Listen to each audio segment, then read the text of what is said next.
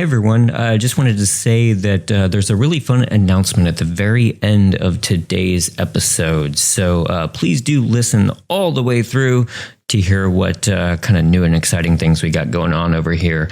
And in the meantime, while you're listening, maybe drop us one of those little 5-star reviews. Helps us a lot. All right, thanks so much, and on with the bride.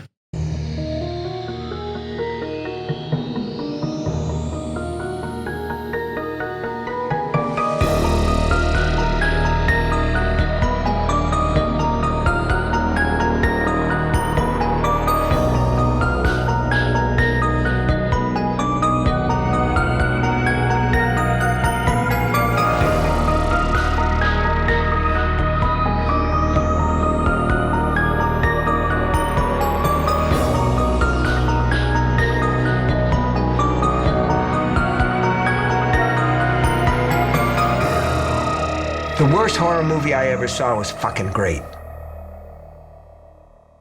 Hello and welcome to This May Hurt a Bit. My name is James Strayer and this is John C. Myers. And we're a horror franchise podcast discussing each film in horror franchises. And today we will be discussing Bride of Chucky from 1998. So I know in the past, John, you said you've seen this one, thanks in part to the Hollywood Theater queer horror run of shows.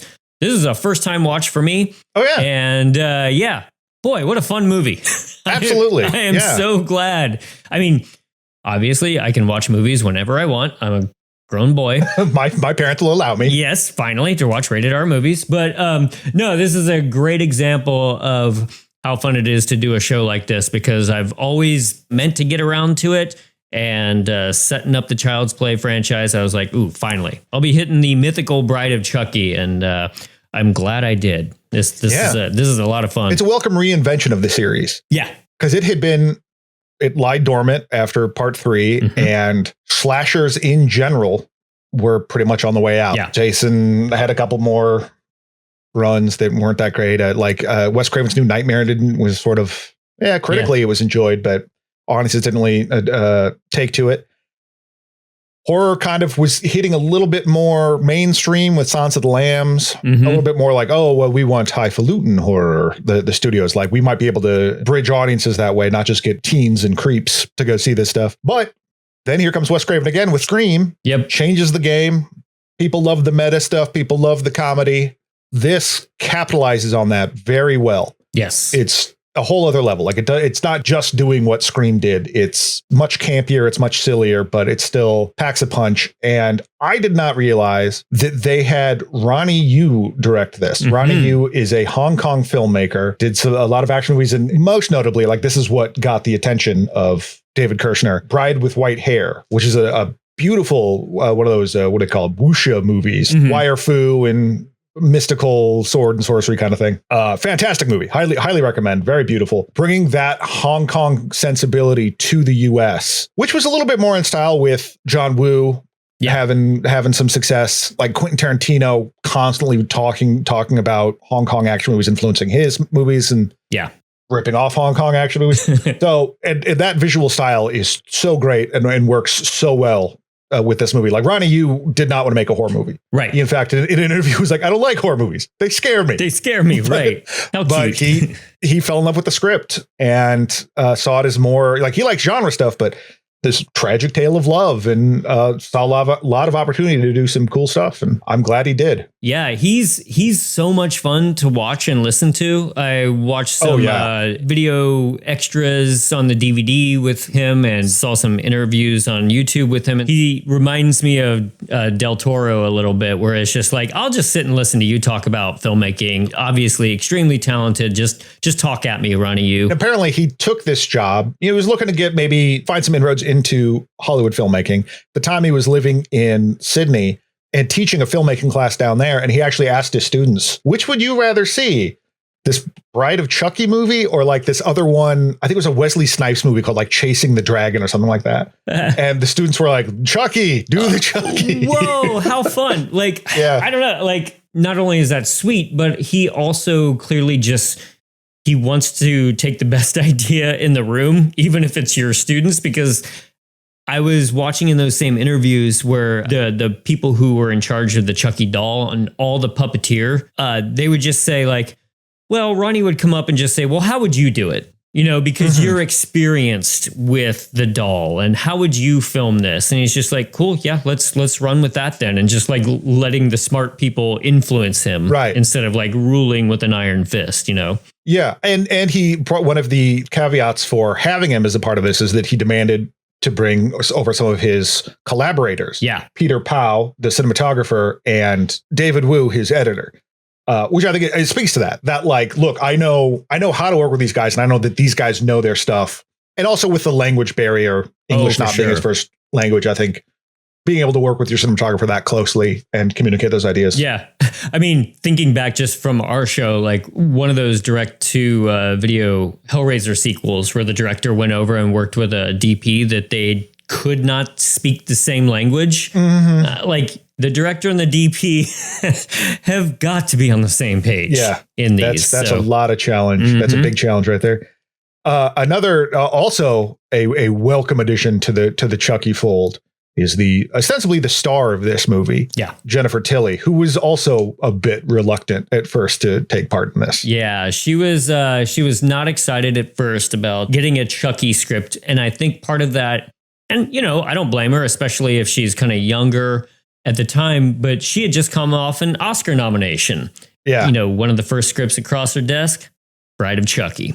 Not exactly what a young actress fresh off an Oscar nomination probably wants to do. Right. Well, it makes me think of the story Bill Lustig told about Michael Lerner being in Maniac Cop 2, where he's just like, yeah, I just did Barton Fink. And he's like, yeah, but what are you doing tomorrow? Yeah, exactly. You know, right. Yeah. So I think it's some of that, but a lot of what sold her is that David Kirshner like knew her agent and basically kind of performed the movie for the agent. Oh, fun. I think he might have even brought the dolls. I'm not entirely sure about that, or like one of the dolls, but the agent was like, "This is great." Really got him in with Jennifer Tilly, and they had a meeting, and it's great because she is. I mean, beyond just being a very funny and talented actress, her vocal performance imbues Tiffany with such humanity that the movie would suffer without it. Yeah, there's a line at the very end of this movie that like actually struck a chord in my heart because of the way she delivered the line. And I was like, oh my God. You forget for a moment that she's a psychotic mass murderer. But it's just like, damn, yeah, you're good. Yeah. At the time, it was Bullets Over Broadway, the Woody Allen movie that she was getting a lot of attention for. And before that, she was in Bound, which and she's extremely proud of her work in this movie now. So she got over the reluctance pretty quickly. But she did say, like, I already had plenty queer bona fides in cinema because I was in Bound, everyone. So this, of course, took her and like, you know, shot her to the moon as far as that goes. Right. Well, apparently they also approached when she was a little bit more reluctant. The studio was like, OK, well, we'll go talk to Gina Gershon. Oh, wow. And Gina Gershon was like, this isn't really for me, but you know who would love this? Jennifer Tilly. Yeah, it's incredible. And really helped talk Jennifer Tilly into it as well. That makes sense. Yeah. And of course, when you bring in someone like Jennifer Tilly, who's probably a lot of fun to work with, as well as the doll, Tiffany, that reinvigorated Brad Dourif. Not that he was completely falling off or anything, but he was just like, we're going to do a fourth one.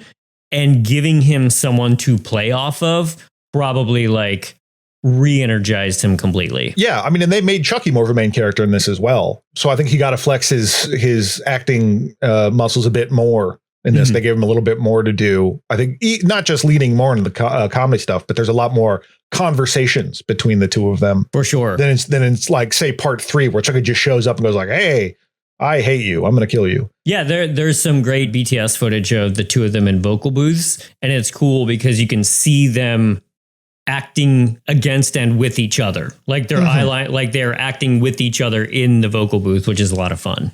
Yeah. This movie was ready for a reinvention, or this series was ready for a reinvention. I don't know how many more times you could just do. Well, we know exactly how many more times you can do this kind of stuff. Yeah. What am I saying? 11, I think. Right. Doing it well. But like they were so smart just to be like, okay, that was 3 of them. We got to do something different now. And I think it was Kirshner whose eye drifted towards Bride of Frankenstein in a video store once. That struck a chord with Don Mancini. Bride of Frankenstein, notoriously directed by James Whale, who was an out filmmaker at the time, and is Bride of Frankenstein is a beloved queer horror foundational movie. And Don Mancini was like, okay, I know what to do with this. Yeah. And I think Don Mancini had suffered some professional setbacks since part 3, which did not do well, as we mentioned. But then just other projects he worked on kind of got stuck in development hell, got shelved, got, this, that, the other, all the things that can happen to a movie to prevent it from getting made. But that seemed to happen to a lot of his projects. So a chance to kind of come back and work with people he loved and being able to take this idea and take it in a whole new fun direction, I'm sure was quite thrilling. This movie, it starts off, where they're going right away because a cop picks up the Chucky doll from an evidence locker that also contains the Jason mask, the Michael mask, and a chainsaw right there. That works in a number of different ways. Is that one, it sets up this universe where not only was it just that those movies exist, those things happened. those events are all real. America is nuts right there. and somehow all involved this particular police station, whatever it is. I didn't think about it like that. Duh, of course. But it's also like, all right, we're pulling this one out of storage. Yeah. Like we these are still here. We'll come back to these later, but right now we're going to get Chucky out of storage. Right. And from horror purgatory. Yeah. And unleash him once again. Mm-hmm. And, there again lies we're starting off with a meta joke, like you were saying, with the people's interest in Scream and just talking about horror in general. And everybody can point at the screen and say, hey, I know what that is. And it gets you going from the jump. Jennifer Tilly quickly gets introduced. She wants to track down the Chucky doll. It only takes us a couple of scenes to find out why. And that's because Tiffany was dating Charles Lee Ray. Before he was killed. And I was like, man, already these are such clever. Easy maybe, but like I'm already so on board with how like kind of goofy this is. Yeah, I just like her introduction because she surprises the cop and murders him, gets the bag with the doll in it, and is like smoking in this warehouse with like this blue light coming through the windows. It's beautiful. It just sets up this whole over the top look for the whole movie, and I think helps set that mood. The credits play over a montage of her sewing Chucky back together, Frankenstein style. It also helps show a thing that like we're bringing back this character not out of any dollar signs in our eyes, not out of any like, well, this tested well or something. It's love. Yes. Love reconstructed Chucky. It's our love for this. We're back. You love it. We're bringing that. We're all sharing this love together. We're all psychopaths. We're going to sew this doll back together and unleash him. Yeah. I do love the hand wavy idea of the fact that there is a series of books that was popular in the 90s called Fill in the Blank for Dummies. It could be anything. And this is Voodoo for Dummies. And that's what Tiffany harnesses to cast a magic spell to bring Chucky back to life. I didn't know that particular edition existed. Yes. But, how my life might have been different from 1995 on. It's again a way for them to kind of be like, yes, this voodoo thing. We don't like it, but here, we're shackled to it. Sure. But yeah, no, those were probably books. In fact, I think they might still be around. I don't know years ago when my sister and I got my mom an iPad for Christmas, I also got her a book, like on her request. She wanted to know how to operate it. So I got her a book that was called like iPad for Dummies for Seniors. So it was like, are you stupid and old?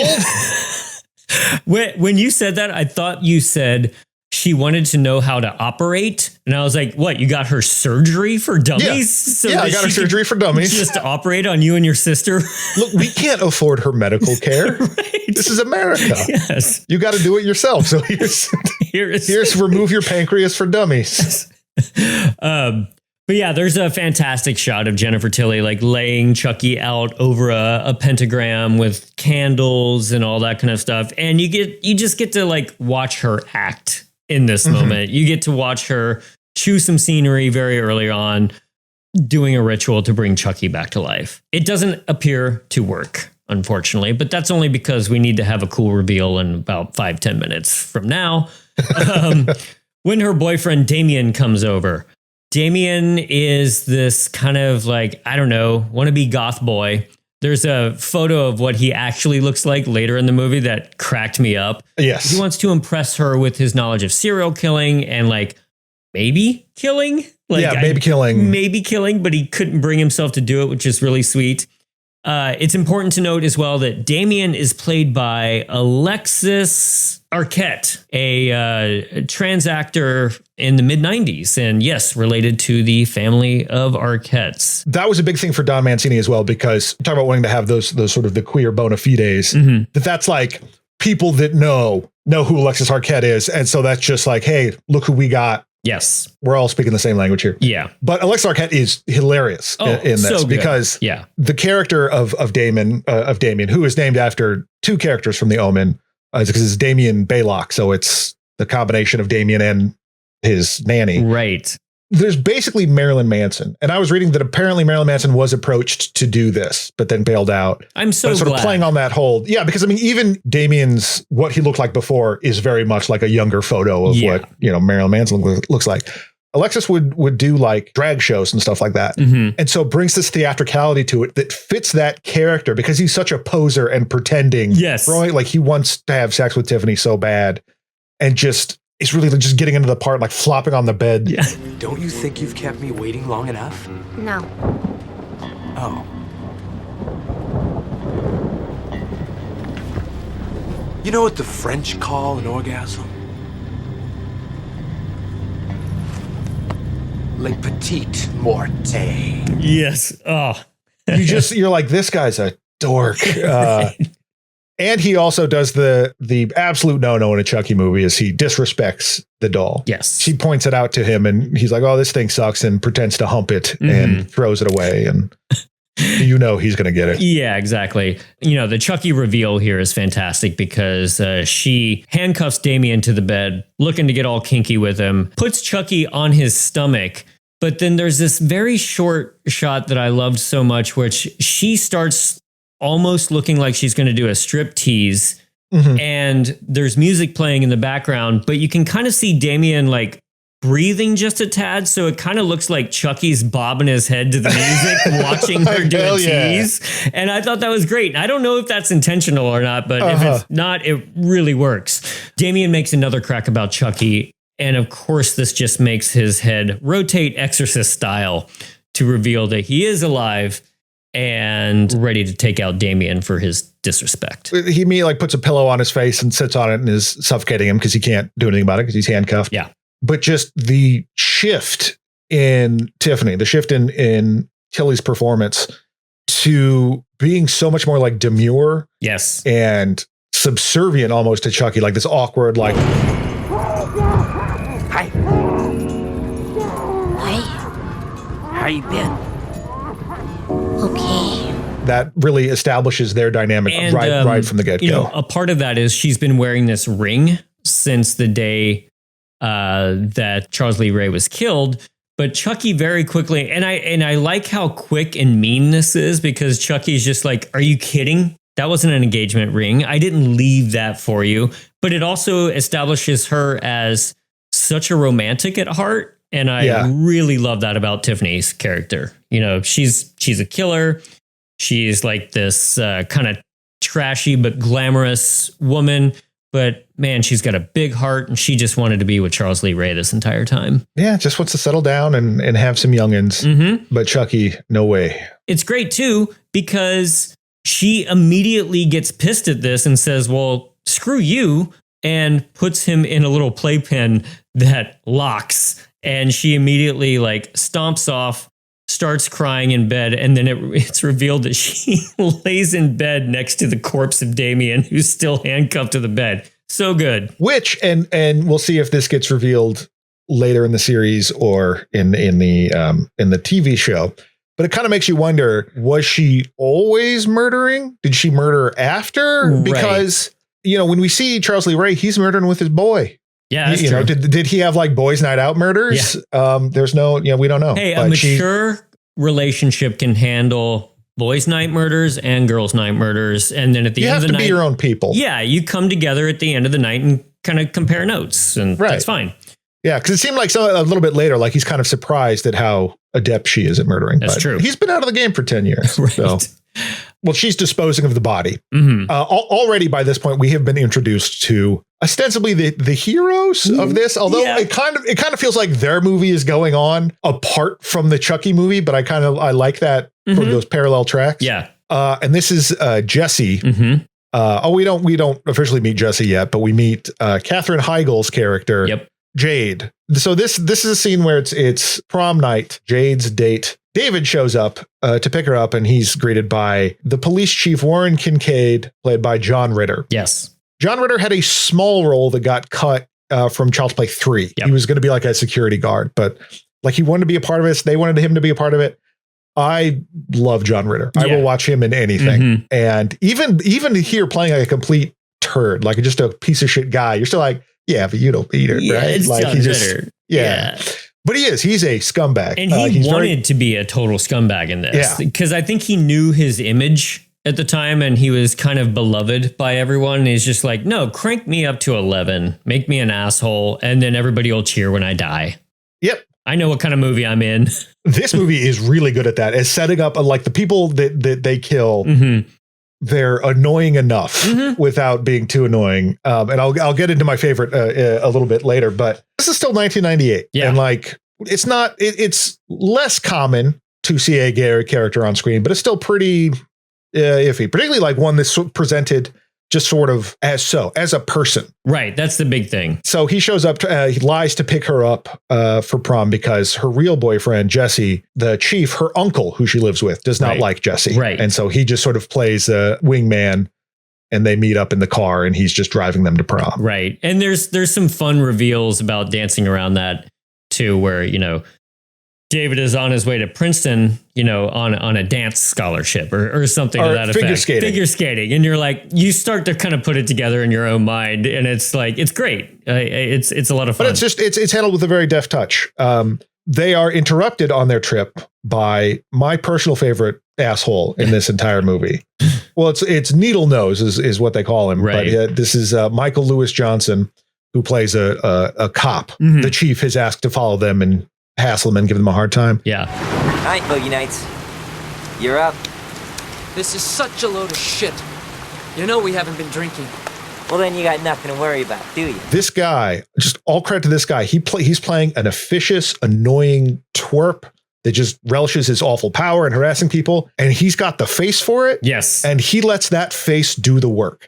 He doesn't lean into it too much. He doesn't he's not super snide on top of it. He's just shitty enough. Yeah. But he's got this grin that you just want to place your fist right in his face. Like he's just got such a punchable face, but it's great. Because like I said, he's rather, I don't want to say subtle because there's nothing subtle in this movie. Yeah. But he could be a lot bigger than he's being. And I think it was smart that he's not. Sure. And then of course add to that he's a cop and you just get that it's just something that I have a hard time watching, believe it or not, a cop overreaching in their authority in a movie, and it can get very aggravating very quickly to me. And it worked again here. So, and I've seen interviews with him. He's fine. Yes. He's just in that role. He just puts on that face. Yeah. And evidently he used to be a musician. Yes. He was a traveling musician. And he's just like, I made more money on that movie than like 3 years of touring with my band prior.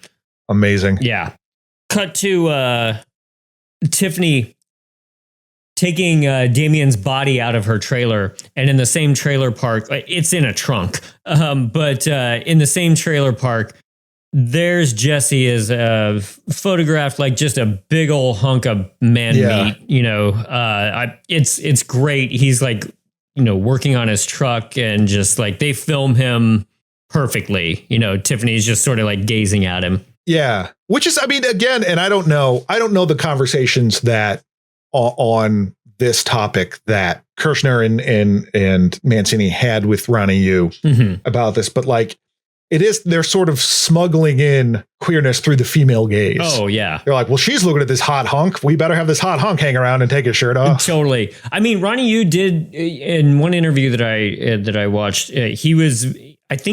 the subtext is barely subtext in this movie, obviously, but Ronnie Yu was very much about like, this movie is very gay and we're going to push that as far as we can. And I want to have multiple gay characters in this. And he was like very, very for it. at the time. But yeah, so Tiffany uses her feminine wiles to get Jesse to lift up the trunk, put it in the car, and she asks him out. And I love this. She asks him out.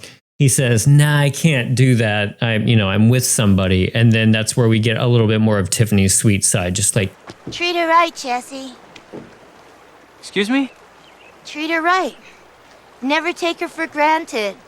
It's like my mother always used to say, a woman spends all day slaving over a hot stove for a man, the least he can do is the dishes. Chucky he's been sitting inside his little playpen for a while, and of course he's playing with a speak and spell, and it says like spell woman, and he just writes out bitch. Just like Chucky can get away with it, all right? Yeah, I think Chucky can get away with it because it's absolutely key to that character, and like particularly like this showing what a piece of shit he is, because you're already kind of rooting for Tiffany because he's already like a jerk to her. So like, oh, you're kind of on her side, but then he's like, no, this is just, I'm a piece of shit. Right. So she very quickly presents him with a bride doll. They don't waste time, and I'm kind of glad that they don't. Like, is this from the good guy doll universe of toys or anything like that? She just plops this doll down into the playpen with him. Yeah, they went through a few different designs of it. Like it was going to be like the female version of the good guys, but they instead went for a doll you can marry, which good prognostication on their part, because that field would blow up in the 2000s. Yes. To each their own, Whatever. Lars and the Real Girl, all that. Everyone's welcome. Certainly. So I love that because, they have this very like back and forth tormenting each other. And if you've ever been, particularly like when they're dolls, if you've ever been around a couple that's like that, it's very enervating. Yeah. And, whether that's your parents or just someone it's a little bit like, okay. But then like when it works, like that's just what the couple does. It's weird, but again, to each their own, I guess. But like you said, when he's like, I wouldn't marry you. And she kind of was like, well, all right, well, I brought you back to life. I don't know what to do. Oh, and like kind of takes him and tickles him and then drops him in the playpen and locks him away. Right. I guess in doing so, the puppeteer, one of the puppeteers, like basically using Chucky, grabbed her boob.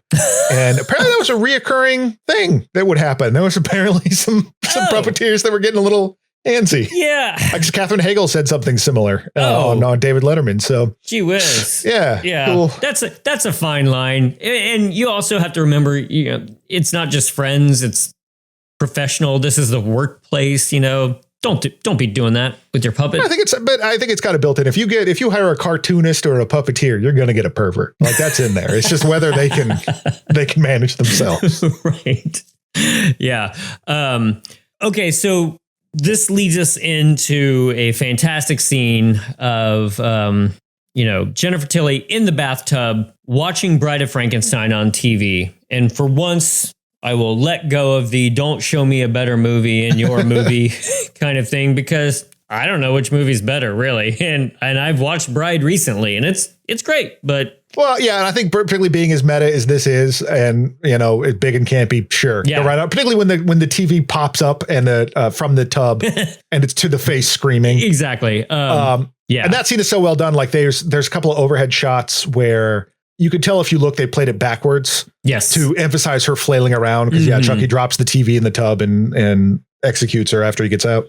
And that was actually, I think, something that was in an early version of an older script. That, I think in the first movie. Yeah. Yeah. Don Mancini is shameless about that. And I don't blame him. If you got an idea, like doesn't work there, do it again. Yes. Like, right. No reason to throw it all out. With the bathwater. Yes. I talked about that. But I also like the bit, though, that she does the final emerge from the tub right as Tiffany stands up. Yes, like that death. Because, Chucky does the Damballa chant and puts her body into the bride doll. Yeah, all this is so well choreographed, so well done, and it's a befitting death and rebirth scene for Jennifer Tilly. It's got the lightning outside, the electricity. It is just, we are totally doing Bride of Frankenstein. Not even do you get it? It's just, we're doing this. Yes, yeah.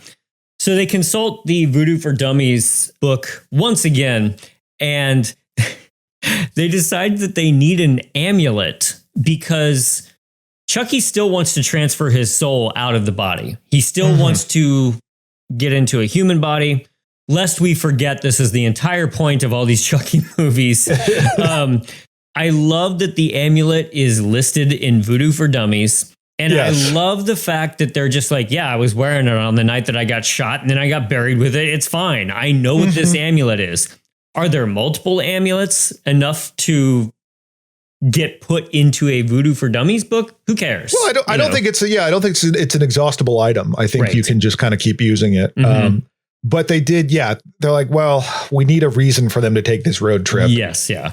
We can, because it was never mentioned before, because they digitally Photoshop it into the picture, which I love. Again, much like The Omen, where it's like, here's a horrible, like, dead body front page. Yes. Yeah. Love that. So funny. But like, we need to give them a reason to take this road trip. And also, hey, maybe that's why his previous trying to reincarnate himself didn't work. Yeah. Maybe we can do that. And he's learned, because he's new to voodoo. So he's learned that that's happened. I don't know when he would have had the time to do that, but who cares? Who cares? Sure. And that just means that the whole entire point of this road trip is going to go to dig up his own body. And that's great. And of course, you know what that made me think of? Warlock. Yeah. The idea of Chucky going to dig up Brad Dourif's body, I was like, okay, completely sold. Best idea you could possibly have. Let's get in the car and go. Why don't you just mail the dolls? These dolls are very special. What do you mean special?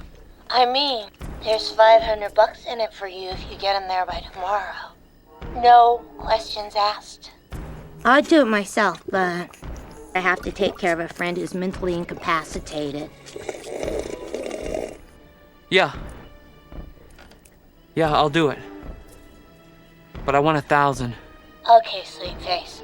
I can give you half now. My friend in Jersey will give you the rest. So, of course, Tiffany ain't rolling out on a road trip looking like that doll. We've got to have a makeover scene. And it's great. I've got my DNA test. I'm 100% that doll. Yes. She styles herself exactly how you would hope. She looks very Jennifer Tilly as Tiffany. And so we've got our brand new star of the movie is Tiffany the doll. So Jesse, now armed with $1,000, well, $500, and the dolls, heads out to go visit Jade. I do love this. This is actually the first time that we see the if you cook, I'll do the dishes and I'll never take you for granted type of bit. And I wrote that down only because it just cuts over to Chucky and he's doing the casual jerk off motion. Totally got a huge laugh out of me. Great. Apparently, again, an ad lib from the puppeteers. I mean, if you're going to be a puppeteer in a Chucky movie, you're going to find every stupid, disgusting thing that you can do and just see if it makes the movie. Right. It's like giving that kind of thing to like a 10-year-old boy. And of course he's going to make it do all the gross things. Or a guy my age. Anyway. 25. 25. Cool dudes. My hat is on backwards. They can hear that. Yeah. I genuinely enjoyed the sincerity that they had here. And I just wrote my notes like, I hope nothing changes, you know? Yeah.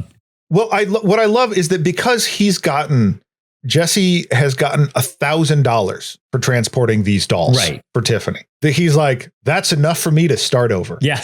Even in 1998, that was 1998 money.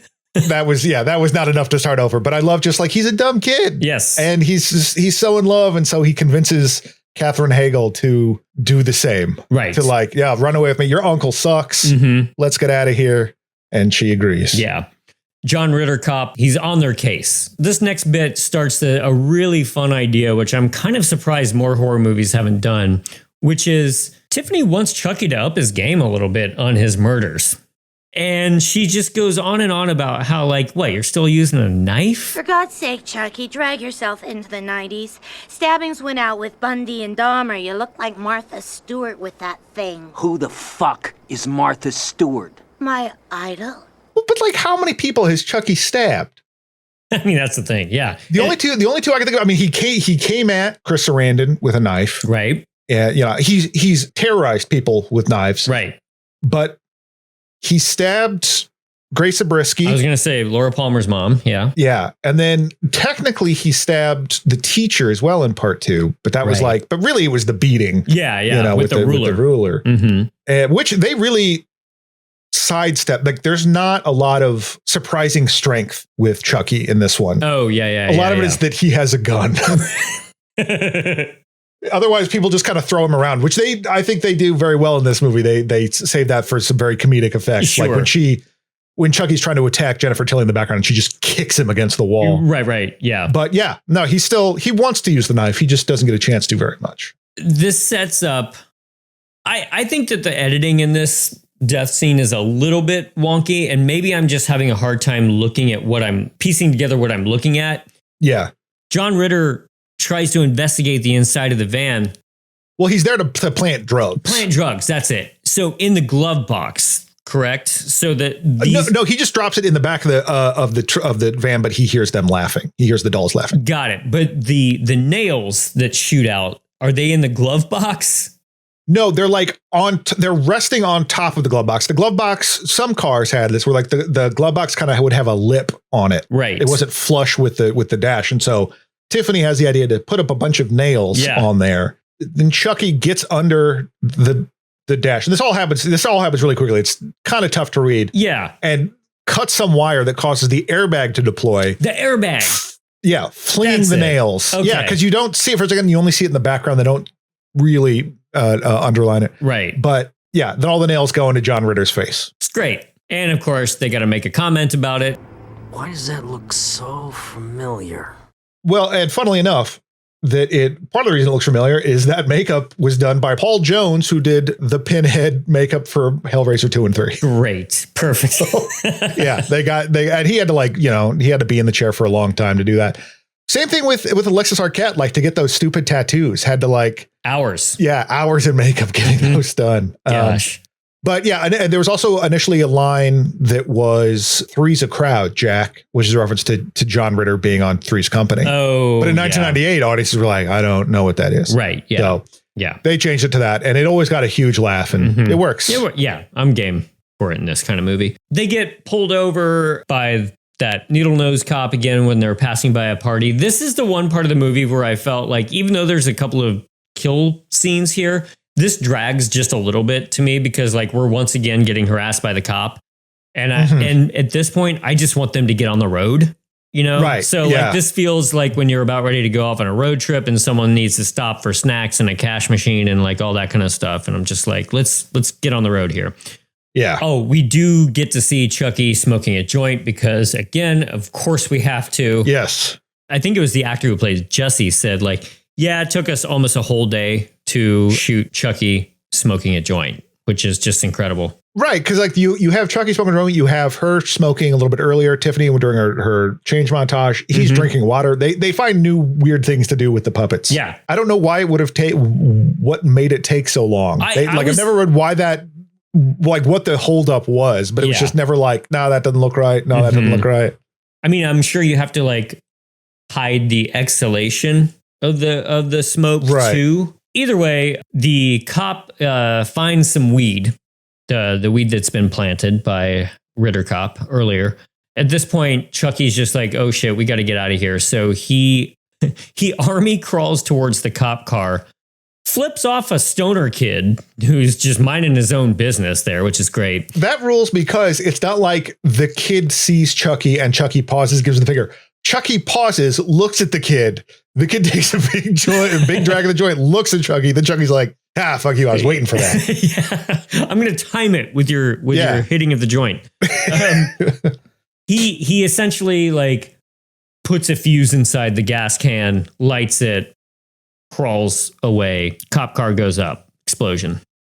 As they drive away now, Jesse and Jade argue over who set off the explosion. And this starts kind of this running thing where they're kind of suspecting each other of causing all of the mayhem that's around them as they travel. Well, communication's important in a relationship, and they haven't learned that yet. A good thing that they go right to the wedding.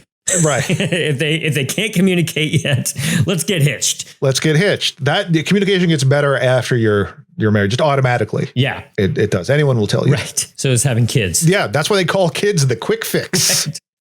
Right. There is a kind of sweet moment where Chucky apologizes to Tiffany, and they have a little bit of a laugh together of like, look where we're at now. I always wanted to go traveling with you, and look where we're at. Yeah, any time that she kills someone, Chucky's always more like, all right. Yeah. You're okay. Now I get it. Yeah. It's great because Ritter wakes up here with nails in his face. Didn't see that coming.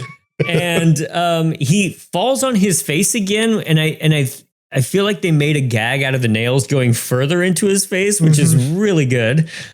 And then Chucky gets to pull out the knife and go to town like he's been wanting to. No strangulations this time, just knifing. Yeah. But then they hide him in the locker. I don't know what you would call that in a van. Right. But basically under the seat in the van in the storage area. They are in the honeymoon suite, and there's a mix-up at the wedding chapel, and another couple enters.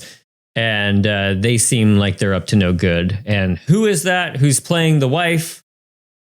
Who? Oh, Margot Kidder's niece, Janet Kidder. That's some fun horror royalty for us. Horror runs in the Kidder veins, I suppose. And it's a lot to, I'm sure it's a lot to live up to Margot Kidder in Black Christmas, though. Right. Yeah. And sisters. But yeah, she's in, she wasn't in any at that point, but like she was in Ginger Snaps 2 as well. Oh, yes. And recently in The Monkey. Oh, right. Yeah. Good for you. Yeah, right. Good for the monkey. Yeah, good for the monkey.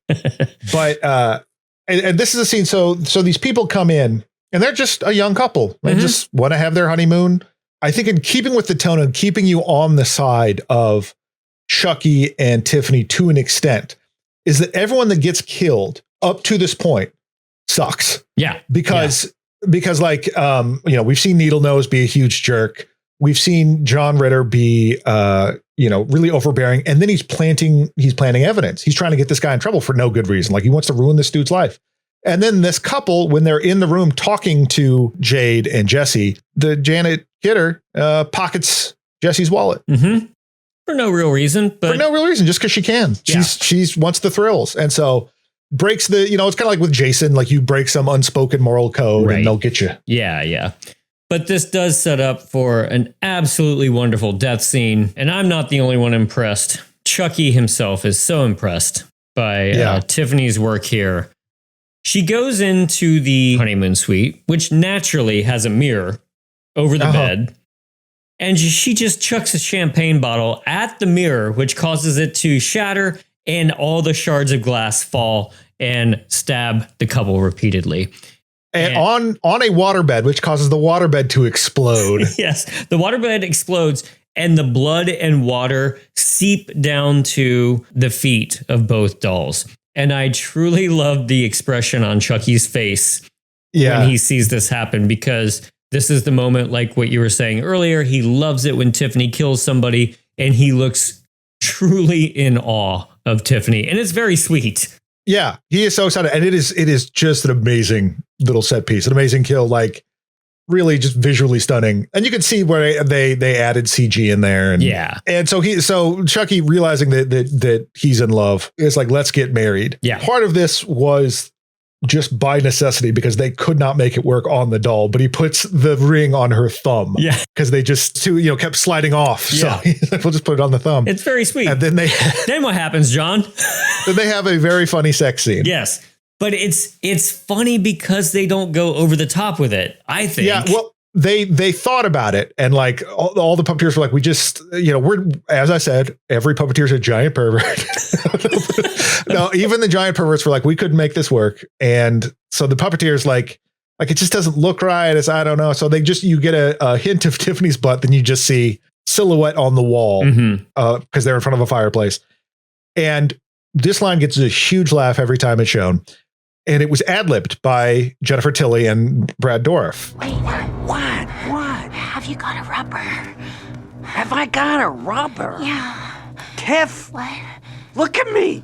I'm all rubber. Jade then runs out and calls David, who we haven't seen in a bit. He's still at home. Are you okay? No, I'm married, which is great. And then on the other line, Jesse has clicked through to call them. So both of the couple are trying to get in touch with their friend to work through what's going on with them. It also reminded me of a little bit of the famous scene in When Harry Met Sally, when when Bruno Kirby and Carrie Fisher are calling Harry and Sally. This is a simpler version, but it's very sweet because I just love the three friends are still best friends and they still rely on each other here. Right, because they each one of the couple thinks the other one is an insane murderer. Yes, that didn't come up until they got married. The phrase "I do" was their like born identity activation phrase. Right. Cut back to the murder scene, and a motel maid comes in to find the body, played by Kathy Najimy. Yes, Peggy Hill. Funny little cameo. Mm-hmm. They both realize that they're very much in over their heads. And David shows up. And I really like this scene, too, because David just sort of level-headedly spells out that this is all just a big misunderstanding. He can't quite put together why, but I just appreciate this because luckily we haven't gone too far down the road of like that super frustrating screenwriting of, oh, what a misunderstanding. David shows up and he's just level-headed about it. You know, it's just like trying to tell your friend that there is a very reasonable excuse for what's going on, not murders. You know, like something is happening, but I don't think it's either of you. Right. Like neither of you have ever given me a reason to believe you're capable of this or you would do this. Mm-hmm. So let's work it out. Let's be cool, man. And then, yeah, Ritter Cop's body is found. Well, David notices there's a certain smell in one of my favorite line readings in the entire movie. But yeah, there's starting to stink, and sure enough, it's Ritter Corpse. Right. Gone from Ritter Cop to Ritter Corpse. Mm-hmm. And then David is like, "Oh shit, no, you guys are nuts." Yes. Oh crap. And now it is what a misunderstanding, but understandably a misunderstanding. Exactly. And Chucky takes this opportunity to present himself. Right. Which, not for nothing, but now that, no, because the first person Chucky revealed himself to would have been Alexis Arquette. So, because I was like, I see what you're saying. Could he have revealed himself like trying to steal their bodies? No, he couldn't, because the person he revealed his body to was, yeah. Which I'm sorry, I'm surprised he wasn't like, well, never mind, it makes sense, because he would, he's jealous, so he would murder that guy. He wouldn't be like, oh, I'm gonna think this through. Yeah. Sorry, I just went off on a little psychoanalyzing of Chucky. Good luck. So now there's a very hectic sequence of events here where the dolls both pull guns. David has a gun pulled on our main couple. And eventually the van pulls over. In all of that, there's a highway patrolman that sees this, comes looping around. And I believe it's like right when everything is supposed to go nuts, David accidentally steps into traffic and gets gushed. It's a great shot. There's a little bit of CGI going. They had both practical, but definitely some CGI of this bloody mess just exploding on the front of a semi-truck. Yeah, but I'll even forgive the kind of dodgy CGI just because it's so cartoonish and silly. Mm-hmm. This is their best friend. Yeah. And it treats that horror, that loss with just, here's a shot of Katherine Heigl frowning. That's how you know it's sad. But it works for the movie. It works. It's like, it's whatever. Like, these are just bodies we're throwing to places. You can't start feeling bad now. We got to keep going. There's an amulet to uncover. But Don Mancini was scolded a few times about this. Like, how could you kill off the gay character? And he's very specific about just saying, like, we need to kill all types of people in these movies. Yeah. And David was not being punished for being gay in like kind of that Jason Voorhees sort of way. This was just like, I'm just a gay character who happened to get smashed by a semi. Yeah, it's just, he's a teen in a slasher movie. Exactly. It's going to happen. Mm-hmm. It doesn't matter. Death comes for us all. Right. Let's see. So we find out that this to me is a little dodgy, but I don't care that much. But evidently, fingerprints of Charles Lee Ray have been discovered at the scene of various crimes now. tiny fingerprints, which I like that idea that the doll is becoming Charles Lee Ray and that like he's got his fingerprints or something, but no one is like, why are they tiny? Yes. Yeah. Right. I get the logic of we can't have Chucky and Tiffany show up and get little shovels and dig up a body necessarily. So they have to have a reason in the script to have the grave already open by the time that they get there. And so we hear over the radio that Charles Lee Ray's body is going to be exhumed. But I like in this logic, and we're not quite there yet, but they're just like, just exhume the grave, but don't open the casket. And after we figured shit out, don't put the dirt back. Hey, it's a government job. When 5 o'clock hits, you're done. There you go. Walk away. Right. Pencils down. Coffin lids closed. That's it. They steal an RV. It's revealed that they've killed an old couple. This is where Jade and Jesse decide, kind of unspoken wise, they need to start an argument between the two dolls. And this is just so fun. Like, this is very much just playing on the doll's personality in the best way that you can cause some chaos between the two of them. Well, particularly because I love the idea that Chucky, this is his third time being reincarnated, which I'll bet there's a line a little bit later that I'll go ahead and talk about now that I talked about in the last episode, like, just kill yourself, Chucky. It's fine. Yeah. But that he was like, dying is a bitch. And that could be that, like, it hurts so much to die. I don't want to do that again. Yeah. So fair play to you, Chucky. Mm-hmm. I did not understand your game. But that Chucky is like so easily swayed by someone questioning, like, hey, your woman's kind of out of line. On the other hand, she's not much of a housekeeper, is she? Tiff? Those dishes aren't gonna wash themselves, you know. He's like, oh, I got to impress this kid I'm gonna murder later. Sure. Yeah. So they get in a protracted argument about chores around the RV, and this causes mayhem, which leads to the RV crashing. Yes. Well, it also involves Jade takes that moment to kick Tiffany into the oven. Oh, yes. Which is a great bit, because after it crashes, then Tiffany, like, who has been being cooked alive in the oven, is just pounding on the inside of the window. Yeah. It's real creepy. It's great. So now we finally come to the graveyard. Jade ends up in Ray's grave, opening up the casket, at gunpoint. Chucky has a gun held on her. Again, why the government just left this here? Who cares? Because it looks awesome. Yeah, and again, like this kind of Hong Kong cinema thing where there's like this flapping plastic everywhere. Like these, I don't know why that would have been up, but it looks really cool. And these spotlights, it just gives it a whole different vibe than just like, well, here's a cemetery, which actually like went to a cemetery. But then Ronnie Yu and Peter Powell were like, we're not shooting here. There are like ancestors buried here. Yeah. That's weird. This is sacred ground. We're not going to do a killer doll movie in here. And I'm like, hey, good on you, buddy. Yeah, like, fair enough. Fine. But also, like, building a set for this gives it that kind of Grand Guignol kind of quality. Yeah. That more theatrical, bigger, campier. That I like, So I think that works completely for me. Absolutely. You only want to get so real with these. Yeah. So Chucky sees his own body again, like Warlock. She tosses the amulet to him. But, guess who's not dead? Tiffany is all burnt up. But I do love it because Chucky's completely revolted. Because, of course, Chucky's been making comments about her appearance all through the movie. Yeah, the first thing he says when he gets resurrected is like, oh, I thought you'd be fat now. Good on you for not being fat. Right. This is like, God damn, man. Piece of shit. And this is the moment that kind of got me where she, in her little burnt up face, she just says, why can't I ever get it on with the real good guys? I mean, Jennifer Tilly can just sell it. And like, I felt it in that moment. Yeah, you sort of pity her. You're like, you realized what the tragedy of what you've done, the tragedy of your love bringing you to this point and how foolish that all was. Yeah. So Chucky's revolted at Tiffany being all burnt up. He tosses a knife.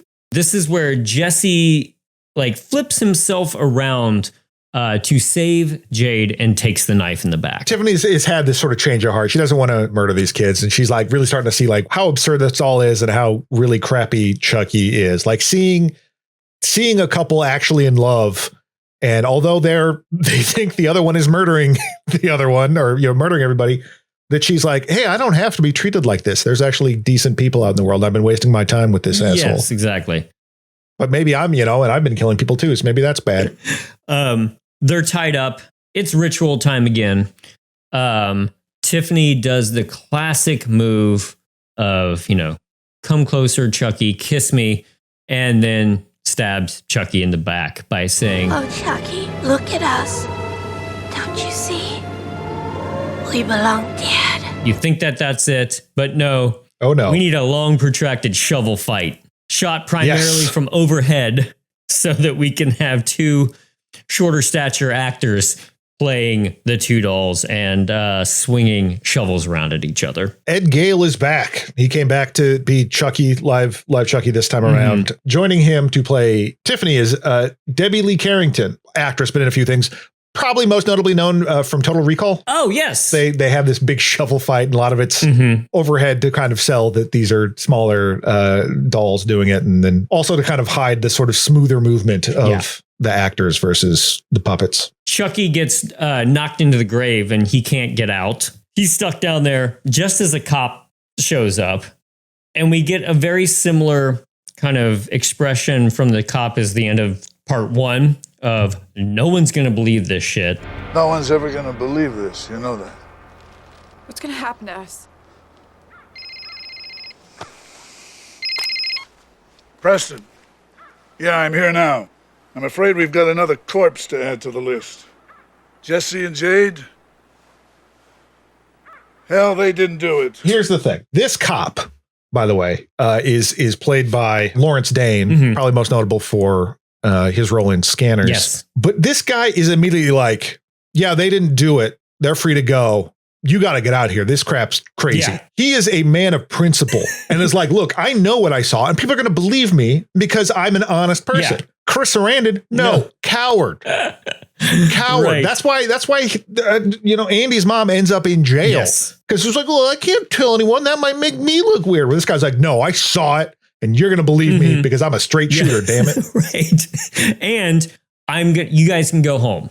Like we are not going to keep you here for questioning, Yeah. So the last thing I need is witnesses to me being insane. Yeah, and more paperwork, I'm sure. Yeah. So as the cop declares, basically case closed, something happens that sets us up for the next movie. And that is the birth of some disgusting little bloody doll of some sort. Mini Chucky. Mini Chucky. Yeah. I mean, how else can this movie end? Like this has to happen, So this is the first purely doll human creation. But it's souls being transferred to these things and then kind of transmogrifying. This is just straight up doll. What's going to happen from here? Yeah. So it's got a cute little bloody face and everything, and then it screams. Oh, like needle teeth. Yeah, it's kind of like the baby from It's Alive. And that's what I was looking for. Yeah. Yeah, and then jumps at Lieutenant Preston, and then that's it. That's it. Let's quickly honor our dead. Officer Robert Bailey, played by Vincent Carrazza. Throat slit by Tiffany. Damian Baylock, played by Alexis Arquette. Smothered with pillow by Chucky. Tiffany Valentine, played by Jennifer Tilly. TV dropped in bathtub, electrocuted. Officer Needlenose Norton, played by Michael Lewis Johnson. Blown up while inside car. Chief Warren Kincaid, played by John Ritter. Stabbed in face by flying nails. Stabbed multiple times by Chucky. Diane, played by Janet Kidder. Stabbed to death by falling glass. Russ, played by James Gallanders. Stabbed to death by falling glass. David Collins, played by Gordon Michael Wolvett, hit by oncoming semi-truck. Unnamed elderly woman, shot in the head by Chucky. Unnamed elderly man, shot in the head by Chucky. Lieutenant Preston, played by Lawrence Dane, mauled to death by the seed of Chucky. Yeah, man, what a great movie. Just aside from, to me, just that little bit earlier on that gets a little bit slow. I mean, this movie moves along so fast. It's so funny. It's heartfelt. Like the performances are all great. Like I barely have a bad thing to say about this movie at all. Yeah, it is believed by some to be the best in the series, and I'm inclined to agree. I think so. It is so much fun. If this is your introduction to Chucky, great. Mm-hmm. Having seen what's come before, what's led to this moment, makes it even better. Oh, I agree. And to see that change. But yeah, it's like it wasn't until I think they were in the hotel that I started to go, oh yeah, not a whole lot has happened. It's just been this leaving and going on a road trip. But like I'm still engaged. I'm still having a great time. Changing it to the focus more on Chucky and on Tiffany, great choice. Like made it way more interesting because, a lot of times with these big slashers, they're just big galoots in the background. Oh, on that, speaking of big galoots in the background, more specifically thinking of Michael Myers rather than this guy specifically, but because of work visas, David Wu and Ronnie Yu had to leave. They had to like rush together a cut and leave. They were no longer allowed in the country. And so they're like, well, crap, we need someone to finish this up. So they hired Randy Bricker, an editor, and edited on such films as Curse of Michael Myers and Hellraiser Bloodline. Ooh, yeah. So another Hellraiser tie in there, but he brought a lot to it as well, helped finish it up and polish it to what they wanted, or without disturbing Ronnie Yu's vision of it. So kind of a tough line to ride, but he did a great job there. And yeah, they put together just a real fun movie. Utter crowd pleaser. I mean, the next time the Hollywood here in town plays this, I'm definitely going to have to go because I would love to see this with a crowd. I mean, it's got like we've been saying, it's got this pathos of a tragic love story. It's funny.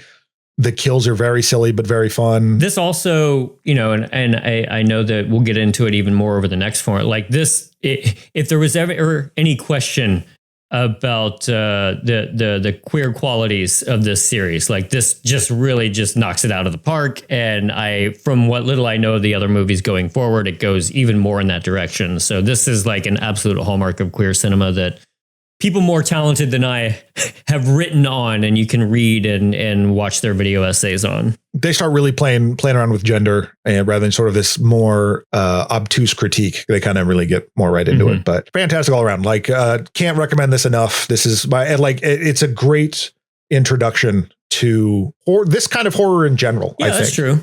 Because it shows you how silly some of the slasher stuff is, and you might not if you're not into it, you're not into it. That's fine too. But just I think it's a safe entry point, and it's so much fun. And it's not just the mixture of horror and comedy type of thing. It's not just that, but like we were saying, there's something to be said in this movie too. There is a nice underlying sweetness that I enjoy. There are interesting themes going on here. So it rises above other horror comedies just in that sense too. Not just doing a whole bunch of tropes and going, look at us, we're doing a whole bunch of tropes. Good stuff. So next time, it's going to be The Seed of Chucky.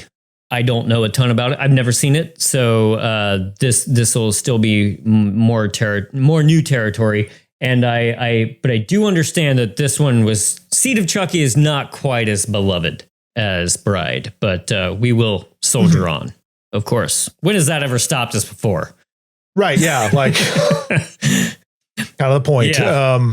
I saw before. I recall enjoying it. I have not seen Cult yet, so I'm looking forward to get to that. But hey, John, have you ever wanted to have a great piece of artwork done by Ethan Kimberling on your very own chest?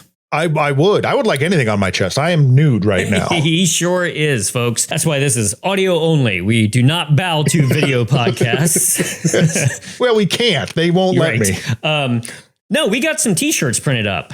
And it is our great logo by Ethan Kimberling, the television with the specters in the background. We got some t-shirts and we got some tote bags printed up. So if you would like one, and you should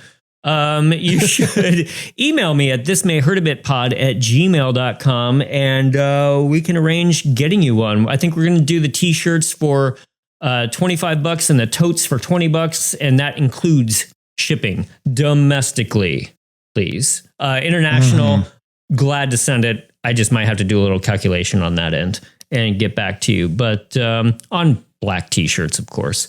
But yeah, if you want some shirts and some totes, get in touch either through the Gmail or through the Instagram, and we'll set you right up. We didn't print up too many. We're trying to be a little reasonable here, but it'd be fun to get some of these out into the world and see what everybody looks like. Because at that point, everybody will ask, like, what the heck is that? And then you can be like, oh, I know how many people died in Phantasm 3.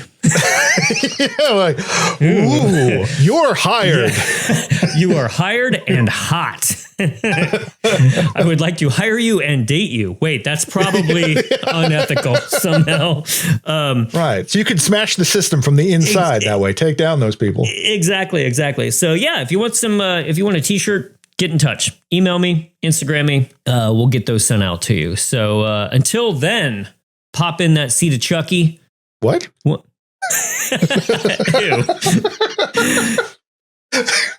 Until then, stream that seed of Chucky. Oh, wait. God, that too. Watch the film Seed of Chucky, and come back in a couple of weeks and we'll talk about it. All right?